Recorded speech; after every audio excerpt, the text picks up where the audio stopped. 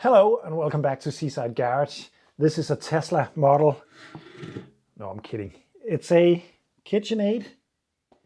And no, it's not a car. It's not a moped either. It's an electric engine. I need to learn how to work on those for the future. But Seaside Garage is not always about cars and mopeds. Actually, it's just about what's going on in my garage. And today it's this one. This is a pretty expensive kitchen thingy. And my wife found this at the local scrapyard. It was thrown away. It's one of the big problems in the world at the moment. We buy so much stuff and we throw so much of it away. I think one way to save the planet is maybe to drive electric cars, maybe to build some houses that doesn't need so much energy to be heated and all that. But I think another way that would be just as effective would be to use what we have already created and learn how to fix it and just stick with it. Because I think if we all drove 2 CVs now, I don't think we would have the same amount of pollution. But that's a whole different story and I'm no expert in that. It's just a feeling I have. Either way, it would be a good thing, not only for the environment, but also for our own head if we started learning how to take care of the stuff we like to use in our daily life. This was thrown in the garbage because apparently it doesn't really work right. I don't know what the problem is, but I'm going to try to fix it. But let me show you what happens when we power it up, because of course I have tried that. So when I go ahead and start it, it is spinning, but it is making a pretty weird sound from inside here. And if I grab this,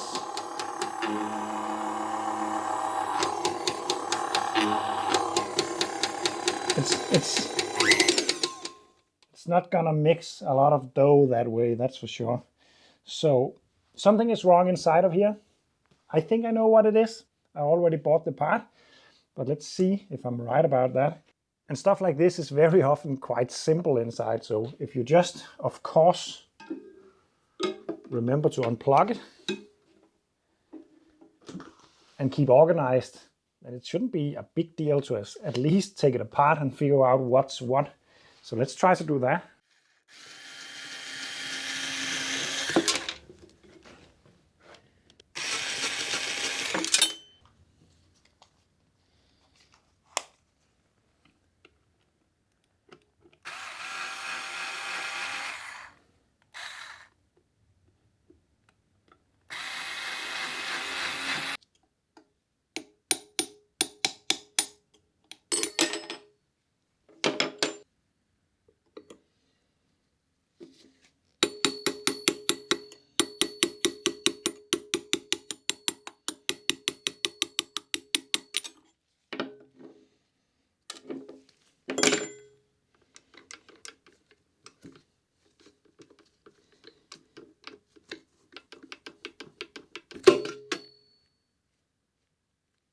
So this gear inside of here is all right.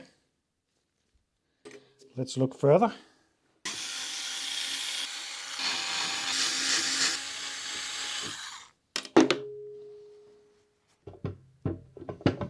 Like that.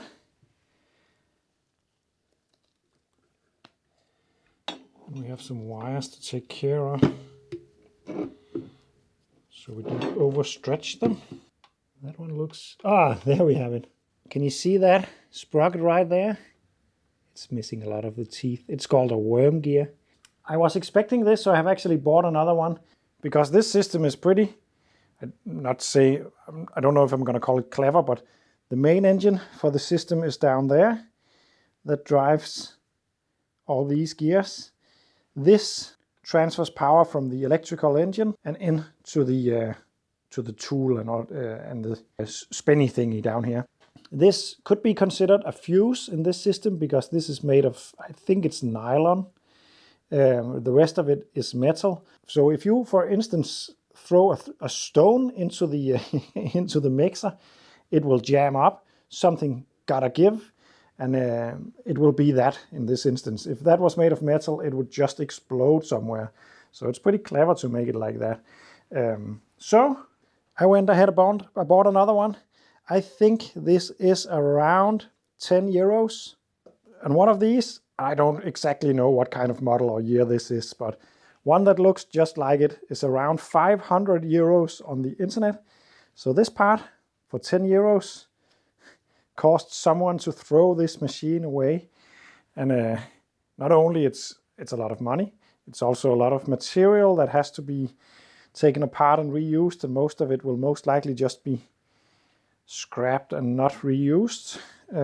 So hopefully I can fix it just by putting this one in.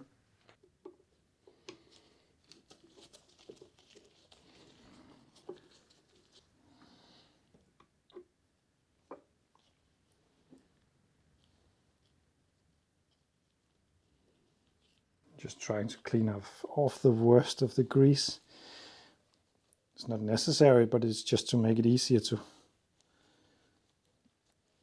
see what's what. Yes, you could remove all grease and re-grease this machine, but I see absolutely no reason to do that. The grease is, well, nice, and this is not metal particles, it's just some nylon, I think it is. It won't harm much. So you could actually buy this entire piece for, I think, 20 euros, I think it was. The entire piece. I only bought this. But if you don't want to mess with this part of the job, you could just buy the entire piece. But in here is I think it's called a split pin that holds the gear in place, the warm gear in place. So you should be able to just take the thin punch. It's a good idea if the punch fits the inner diameter of that hole. Otherwise it will be annoying. I'm just going to tap that, hopefully all the way through. It's too thick. This is a thinner one.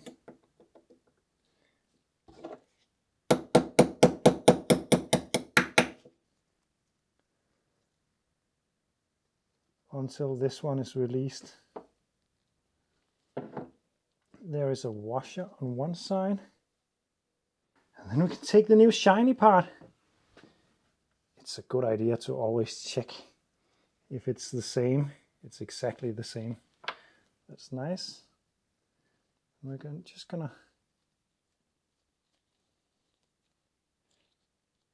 fit that into this. Take care to align that hole. Seems to be right there. And then take that split pin thingy.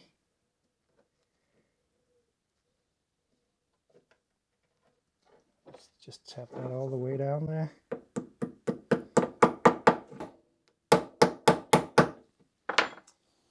So this is ready to go back on the machine. The smell of this kind of grease, I just love it. Especially combined with the smell of electronic components.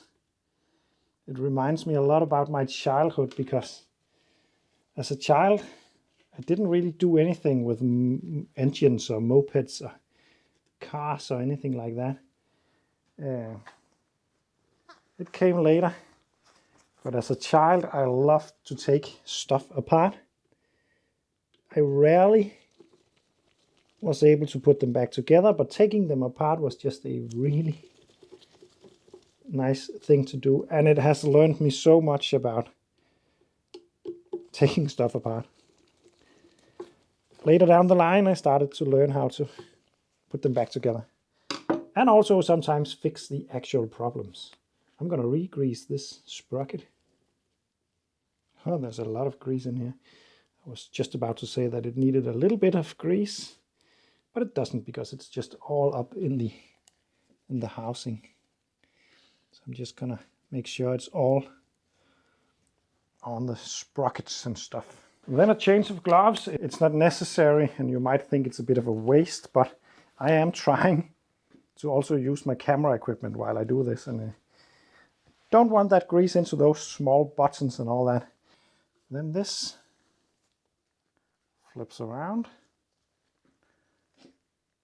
and goes over top of this.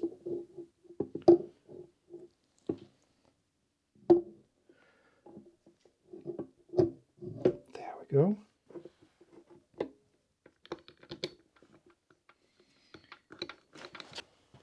Tap it into position. And then start screwing. God damn it, it's the wrong way around. And then take that split pin out again. This step is optional. It was just to make sure that it all fit together still. And then put the screws in that are not possible to get at when the turning thingy is attached.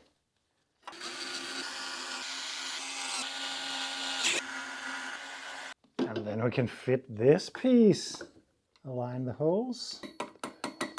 Yeah, I need to clean it in here, but that will be a kitchen job, not a garage job. So for the sake of the demonstration of this, I will just fit it. And it's a good thing to fix stuff rather than throw them out, because remember, ice is melting at the poles, as we say in Denmark. Then this one in there. So the question is, does it make a difference, or will it just explode and jam up when I start it? Maybe plug in the plug. Pluggy. Oh! I'm not even sure I dare to try to grab a hold of this, but yeah, that's not gonna work. I'm not gonna be able to hold it in place.